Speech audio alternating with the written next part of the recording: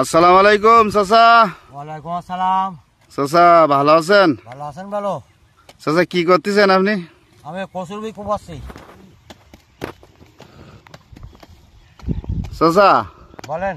এত আগাম কচুর বই কোপাচ্ছেন, কচু লাগাইছেন, কচুর গাছও দেখছি তো অনেক বেড়ে গেছে আপনার।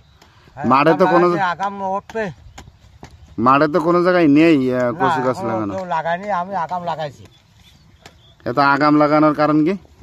আগাম উঠবে, এই বই উঠাই আবার আর ফল করতে হবে। মানে আপনি ফসল আগাম নিতে চাচ্ছেন তাই তো? হ্যাঁ। তো চাচা এ মাটুনির উদ্দেশ্যটা কি চাচা? কচু খাত মাটুনির উদ্দেশ্য হলো এই ঘাসগুলো নিধন করা, আগাছা পরিষ্কার করা, সাথে গোড়াগুলো আলগা হয়ে যাবে, পিলি টেনতে হবে, তাহলে চারা চাই দেবে, মানে জোর দেবে চারা। আগে থেকে আরো শক্তি সঞ্চয় করে গাছগুলো সতেজ হবে। গাছগুলো সব লালচি লালচি হয়ে গেছে, সেভাবে টানছে না, এই আর কি। ঘাস প্রচন্ড আগাছা আছে ভুঁইতে, এগুলো সব পরিষ্কার করতে হবে। এগুলো না কোপালি তো মাটি সাল না হলে হবে না। চাচা এ কচু কতটা লাগাইছেন আপনি? এ কচু লাগানো হয়েছে 10 কাঠা। 10 কাঠা মতন লাগাইছেন। আপনার চারা এত পাতলা হওয়ার কারণ কি চাচা? চারা পাতলা হওয়ার কারণ হলো আমরা যে চারাগুলো সংগ্রহ করছিলাম বাজার থেকে, চারার ভিতরে কিছু খারাপ ছিল। আমরা বীজটা যখন রেখে দিয়েছিলাম পাত্রের ভিতরে, তলায় কিছু চারা নষ্ট হয়ে গেছিলো, পচে গেছিলো। যার কারণে আর কি পাতলা পাতলা বেরিয়েছে। লাগাই দিয়েছিলাম যদি হয়, কিন্তু সব চারা বাইর হয়নি, কিছু মায়ের গেছে, যার কারণে পাতলা পাতলা দেখা যাচ্ছে।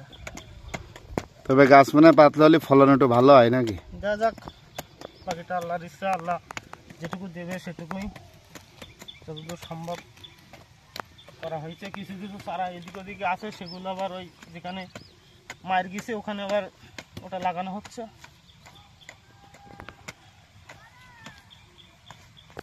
চাচা এতে সার কেমন লাগে চাচা কাটাই? ওই কাটাই 4 কেজি 5 কেজি মতন লাগে। 2 কেজি পটাশ না ফসফেট। রাসায়নিক সার ব্যবহার করেন তাই তো? রাসায়নিক সারও ব্যবহার করা হয়, জৈব সারও দেওয়া হয়েছিল। ভুঁই যখন তৈরি করা হয়েছিল তখন দেওয়া হয়েছিল জৈব সার। তবে আমরা যতটুকু জানি যে জৈব সার সবচাইতে ভালো ফসলের ক্ষেত্রে। হ্যাঁ, জৈব সার ভালো, কিন্তু সব ক্ষেত্রে তো সবসময় তো জৈব সার তো সমান কাজ করবে না। জৈব সার ভুঁই তৈরি করার সময় দিতে হয়, কারণ ভুঁই তৈরি হয়ে গেছে, এখন তার জৈব সার এতে দেওয়ার কোনো উপকারিতা নেই। এখন রাসায়নিক সারই দিতে হবে দ্রুত গাছ এতে, কারণ জৈব সার অনেক সময় নিয়ে কাজ করে, দীর্ঘমেয়াদী। চাচা কচুই কি পোকা টোকা লাগে? কচুই পোকা তো সব ফসলেই কম বেশি লাগে, এতে একটু কম লাগে। মাঝে মাঝে কিছু কীটনাশক স্প্রে দিলে আর কি একটু পোকাটা দমন করা যায়। সব রকম দিতে হয়। কীটনাশক বলতে পাতা অ্যান্ডিডাই কি সবচাইতে ভালো নাকি? বিভিন্ন কোম্পানির আছে, যার যেটা খুশি। আমরা পাতাটা ব্যবহার করি। পাতাটাই উপকার আসে বেশি তাই তো? কারণ ওটা ব্যবহার করি আমরা আর কি ভালো ফল পাচ্ছি, কারণ আমরা ওটা ব্যবহার করি। এক এক চাষি এক একজন এক রকম ব্যবহার করে, মানে এক এক চাষি এক এক কোম্পানির ভক্ত, হ্যাঁ, বিশ্বাস করে এই আর কি। তো বন্ধুরা, আপনারা কচুর ব্যাপারে অনেক কিছুই জানলেন। তো সবাই আমার উত্তর দিগাং চাষিদের জন্য দোয়া করবেন, আর সর্দার আলিম পেজ, সর্দার আলিম ইউটিউব চ্যানেলের সাথেই থাকবেন। আমার চাচা আব্দুল জব্বারের জন্য দোয়া করবেন।